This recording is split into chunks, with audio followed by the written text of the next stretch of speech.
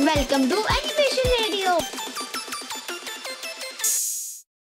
ये कहानी है कीरतपुर नामक गांव की, जहां के लोगों में बहुत प्यार था और लोग आपस में मिलजुल कर रहते थे। क्या हाल चाल है मोहन भाई? आजकल नजर नहीं आते। क्या बताऊं भाई, काम के सिलसिले में शहर गया था। सोचा था एक अच्छी नौकरी मिल जाएगी, लेकिन बात नहीं बनी। सही बोल रहे हो मोहन, आजकल नौकरी मिलना बहुत मुश्किल हो गया है। मैं भी काम के लिए हाथ पाँव मारा हूँ ताकि घर का गुजारा हो जाए। इसी तरह समय बीतता गया। गांव की खुशहाली को तो किसी की नजर ही लग गई थी। बारिश न होने की वजह से गांव में सूखा पड़ गया। चारों तरफ हाहाकार मच गया। ये हमारे गांव को कैसा श्राप मिल गया है, जो बारिश ही नहीं हो रही। लोगों का घर कैसे चलेगा? सही कहा, अब तो पीने का पानी भी खत्म होता जा रहा है। मुझे लगता है कि हमें यह गांव छोड़कर कहीं और जाना पड़ेगा। कब तक इस तरह गुजारा चलेगा? पानी के बिना तो खेती भी नहीं हो सकती। अगर इसी तरह चलता रहा तो कुछ दिनों बाद अनाज भी खत्म हो जाएगा। तब हम अपने बच्चों को क्या खिलाएंगे? जब गांव वाले आपस में बातें कर रहे थे, उसी समय एक बूढ़ा व्यक्ति बड़ी तेजी से वहां से गुजर रहा था। अरे बाबा, इतनी जल्दी में कहाँ जा रहे हो? थोड़ा आराम से चलो, कहीं गिर मत जाना। अरे तुम्हें नहीं पता, एक साधु हमारे गांव में आए हैं। वह बहुत बड़े ज्ञानी हैं। मैं उन्हीं से मिलने जा रहा हूँ। कौन से साधु? हमने तो किसी साधु के बारे में नहीं सुना। वो आज ही हमारे गांव में आए हैं और पुराने बरगद के पेड़ के नीचे बैठे हैं। वह बहुत सिद्ध साधु हैं। तो चलो हम भी चलते हैं, अपनी समस्याओं के बारे में उन्हीं से पूछेंगे। सभी गांव वाले इकट्ठे होकर साधु के पास पहुंचते हैं। साधु महाराज की जय हो। महाराज, हम सभी पर बहुत बड़ा संकट खड़ा हो गया है। मुझे अपनी समस्या बताओ। साधु महाराज, हमारे गांव में बहुत समय से बारिश नहीं हुई। चारों तरफ सूखा पड़ा हुआ है। अब तो पीने का पानी भी खत्म होता जा रहा है। गांव में हाहाकार मच रहा है। जी महाराज, अब आप ही कोई उपाय बताएं। बड़ी आशा से आपके पास आए हैं। तुम परेशान मत हो बच्चा, मेरे पास तुम्हारी समस्या का एक हल है। लेकिन क्या साधु महाराज? लेकिन ये उपाय इतना सरल नहीं है। कोई बात नहीं महाराज, हम अपने गांव को बचाने के लिए कुछ भी करेंगे। तो सुनो, इस गांव में बारिश करने के लिए जादुई तालाब का पानी लाना पड़ेगा। लेकिन ये जादुई तालाब है कहाँ? किसी व्यक्ति को तालाब तक पहुंचने के लिए एक घने जंगल में से गुजरना होगा। लेकिन याद रहे, वहां पहुंचना इतना आसान नहीं है। रास्ते में बहुत सी कठिनाइयां आएंगी।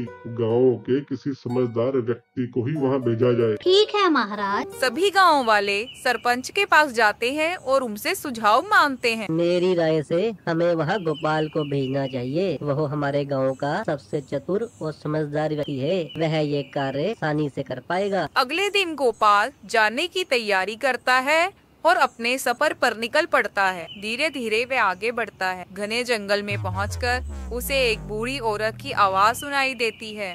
गोपाल, गोपाल, मेरे पास आ जाओ गोपाल। तुम जिस तालाब की खोज में निकले हो, उसके बारे में मैं तुम्हें बता सकती हूँ। मेरे पास आओ। अरे ये आवाज तो इस दिशा से आ रही है। चलो चलकर देखता हूँ।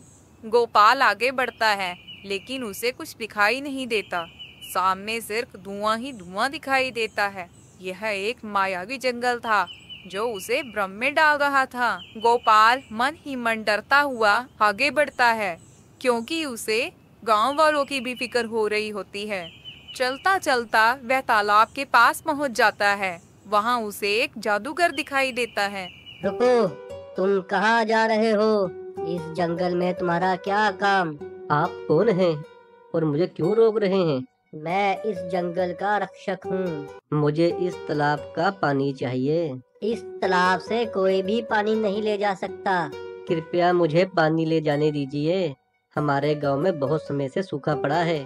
एक साधु ने बताया है कि इस तालाब का पानी जमीन में डालने से ही बारिश होगी।